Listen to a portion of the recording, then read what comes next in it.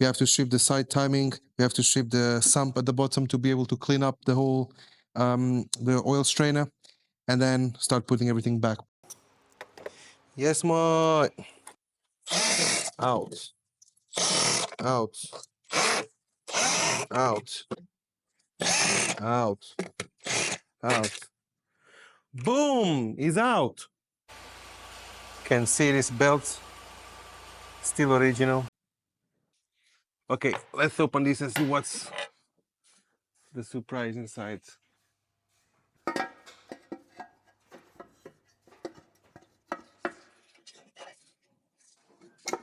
Yes.